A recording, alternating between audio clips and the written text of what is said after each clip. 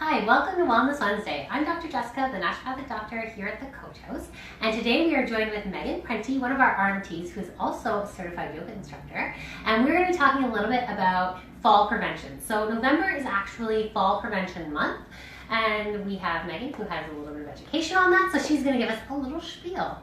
Hi. So I wanted to talk today about fall prevention. As Dr. Jess mentioned, it is Fall Prevention Month, and falls are something that massively affect our senior population, our aging populations, and in general really affect overall quality of health.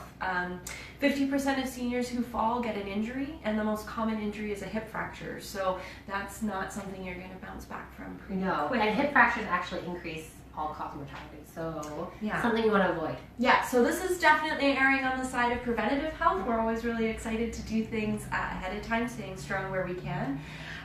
Falls are also the most common reason for hospitalizations in senior populations, and 80% of people who are in the hospital for a fall, it takes them extra long to recover. So nobody wants to be in the hospital, particularly at this time of year, so focusing a bit on prevention here to avoid that. So one of the ways to prevent things is to know who's at risk.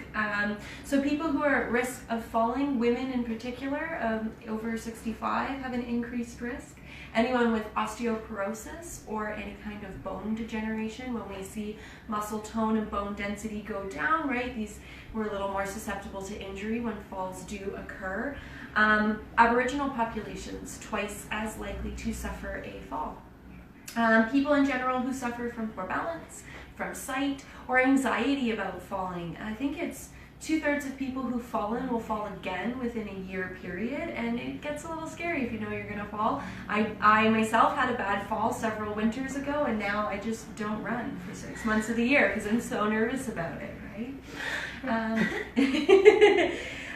So all of these, a lot of those things apply to a lot of us. So what can we do not to fall? There's several things happening, but as always, prevention is the best. So muscle tone, keeping up good, healthy bones, good nutrition, very important, and keeping regular exercise. As a yoga teacher, I have a bit of a bias there. There's lots of good stuff that, particularly when I work in New Hamburg with my aging populations class, we do a lot of work on balance. We're going to go through some exercises a little bit later on that. Yeah, and yoga actually has really good research on it to actually prevent falls, so it's one of the best things you can get into. And it's gentle, so even if you do have osteopenia, osteoporosis, it is a good thing to ease into. Yeah, absolutely. And another thing is if you do suffer a fall or an injury of any kind, making sure you get your proper rehab, right? That's where places like the clinic come in.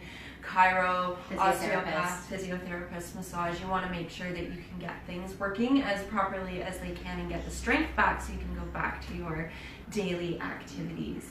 A couple other quick resources that are good for fall prevention. Locally, there's the Community Support Connects. I will post their website in our blog post that we'll put out a little later today.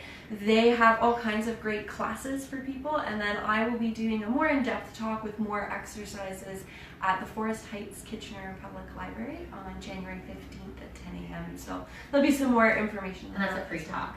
Yeah, that's a free talk. The library does ask that you register, but I think that's more just so they know how to be prepared, but it is always good and free to get that information out there. So we'll add the link to registration onto the blog as well, guys. So. Yeah, and then let's go through some quick and easy things we can do. So I have my model today. Like I said, working on balance is really important. So you want to make sure that you have something to help steady you. Countertops or walls are really great for the purpose of our video. We'll just use the chair, so Jess is going to hold on. And shall we start with the heel to toe? Sure. So again, working on balance is something helping to strengthen the small outer muscles of the legs and thighs. So Jess is just going to practice putting her heel in front of her other toe, small bend in her front knee, and she can kind of practice shifting the weight forward. You can even take a few steps like that. It seems very basic, but if you've ever rolled an ankle or had a good slip, these little exercises helping to strengthen are pretty crucial for recovery. Excellent. And then we will do one more exercise as well to help strengthen the inner muscles of the leg that tend to get weak. So again, holding on to something that keeps you stable. Jess is going to shift all of her body weight into her left foot closest to me, and then gently doing a leg raise. So practicing standing on one foot, and then when she brings her leg back in, she's going to really squeeze her leg in to help build strength through that inner leg, and then switching sides. So you could do 5 to 10 on each side. You want to hold it just like she is for 5 to 10 seconds, just to let a little bit of strength come in. And you can work your way up. Like if you can't do it for the full 5 seconds, start with a little bit and just work your way up. Move slowly. It's like the 1 minute planks. That's way too hard. I'll do it for 10 seconds, and Yeah. one day it'll be a minute. Exactly, one day. One day. Yeah, practice, practice, practice. So we'll put these up on the blog, and we'll have some more resources for you. But those are just some quick and easy things that you can do at home, and always just being aware. And so we do usually recommend too, if you are going to start a new exercise program, always talk with your healthcare provider. Just make sure that it's tailored for you. Physiotherapists are really great to give exercises for those things too. And we do have Jillian, who we talked to a few weeks ago, and she's lovely. So we are going to have all the information up on our blog with more details as well. And then Megan's talk coming up in January. You are welcome to attend. We'll have that link also. Thanks for watching, and we'll be back in 2 weeks.